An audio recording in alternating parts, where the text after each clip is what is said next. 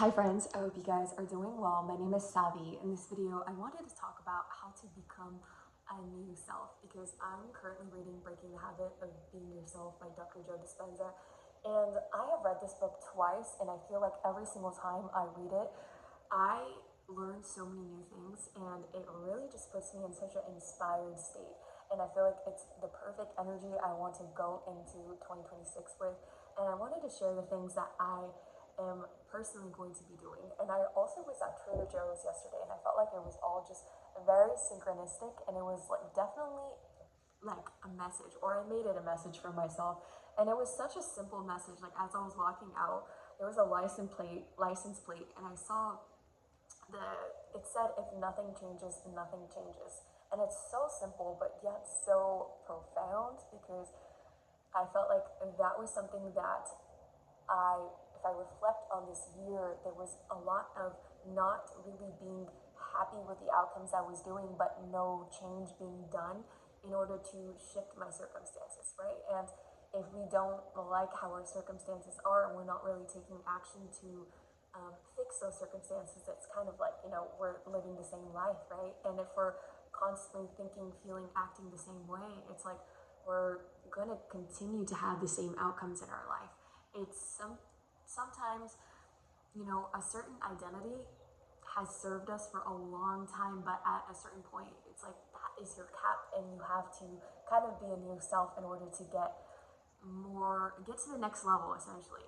And so for me, the first thing that I have decided to include in my life as of right now is having a must-do list. And I know a lot of these sound like it can't be that beneficial, but I've noticed when you do those little intentional things for a prolonged period of time, it has a massive impact, because I feel like a lot of us can sometimes say, I want to do this habit, or I want to start doing this thing, or I want to start having this outcome, or I need to do this thing. And it can kind of just be circulating around our mind, but we don't really intentionally write that thing down and kind of track the progress of that. So for me, something that I've been doing essentially is writing down every single day 3 things that it's a must that I do. It's not based upon how I feel or the emotional state that I'm possessing, because sometimes, even things that we feel really inspired to do, like working out or reading, like for myself, I personally really enjoy these things.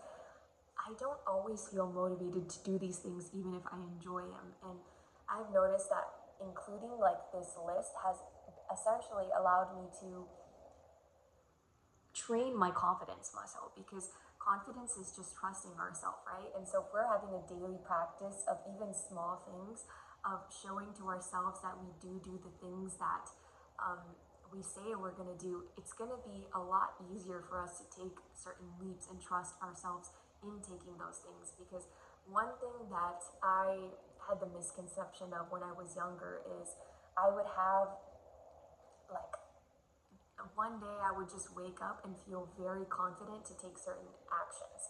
And I realized it was never really the case. I would honestly have to take the action, and the emotion would follow. So a lot of the times I didn't really feel confident, or I didn't really feel inspired before beginning something. If anything, I kind of felt quite the opposite. I almost felt like something has to change, and it was kind of like I was in such a negative state that I had to do some kind of action in order to shift the way that I felt.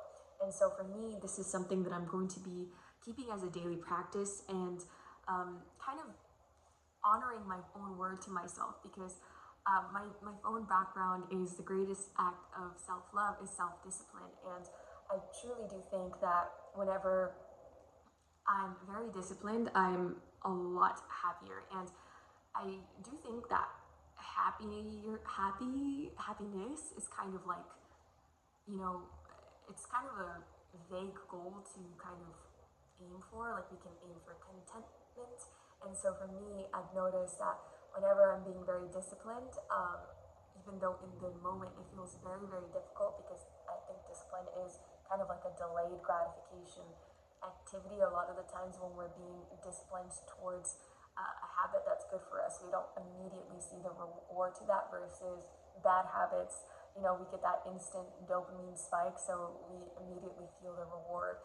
But it also kind of trains our brain to over time prefer delayed gratification activities, right? Because I don't know about you guys, but personally for myself, whenever I'm engaging in things that are like that instant gratification, whether it's like scrolling or junk food, immediately after I feel alone, I'm like, okay, that was really not worth it. Versus, if I engage in like working out or reading, in the moment it is a little bit more challenging, but afterwards I'm like, I have like for like a while throughout that day the good serotonin feeling of like, I feel so much more at ease. And so the second thing that I'm personally trying to be more consistent in, and I kind of fell off of this practice, and I have noticed that, especially with myself with ADHD, I can be all over the place. And meditation really centers me, and it allows me to become more aware of the unconscious things that I'm doing in my life.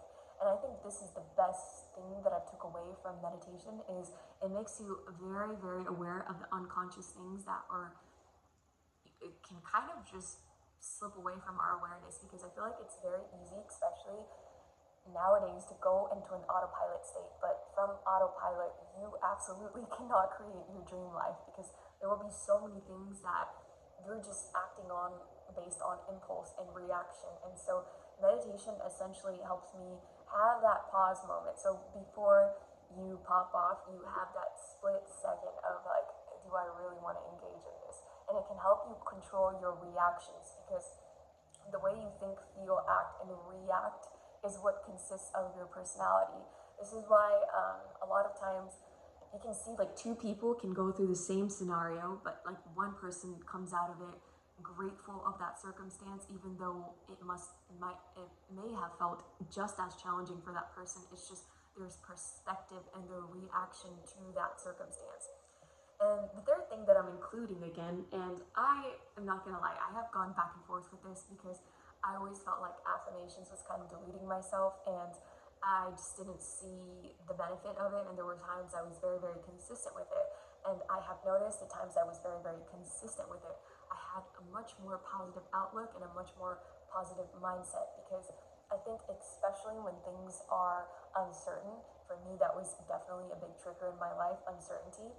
My mind would spiral, and it would focus on worst case scenarios and scan for things that were going wrong. And one thing that I've noticed is if we have unconscious, like thinking going on all day, like I'm not smart, or I'm not good enough, or I'm so behind in life, yada, yada, yada, that definitely affects the way that we feel, right? Because it's kind of like a loop. Our thinking affects our emotional state, and from that emotional state is where we take those actions and choices. So if I'm constantly reaffirming to myself, I'm not good enough, I'm not worthy, that's going to lead to feelings of unworthiness. And from that state, I'm not going to feel like I want to, treat my body with good care, because I would feel like I'm not worthy. So why would I treat myself with proper care and nourishment? Versus if I'm affirming to myself positive things like, I believe in myself, I am worthy. I know some people can say that, like, I don't really believe in that because I don't feel that way. Well, I would argue that it's even more necessary, because that means that there's a repetitive, like the neural pathway of, let's say, unworthiness is so ingrained that it feels unnatural to think that way. So if we manually operate a new way of thinking for a long enough time, our subconscious mind will adopt that as a belief, because our subconscious mind is just operating on reinforced repetitive patterns, and we can essentially rewire those beliefs by continuously repeating new beliefs. This is why I really like affirmations, because it implants a new way of thinking, hence affecting our feeling, hence affecting the daily choices and actions that we take. That leads me to the next one, is rewiring our beliefs. And like I said, a lot of these things are so unconscious. For myself, I have been like into this work for so long, and I'm still discovering so many unconscious beliefs. Even though I've had so many self-reflective practices, I realized unconsciously I had these patterns of overworking myself, unnecessarily creating suffering and stress that I just didn't need. Like, for example, at making things much harder than they need to be. So I'm getting back into working out, and I noticed I unconsciously was trying to unnecessarily make it harder than I needed it to be.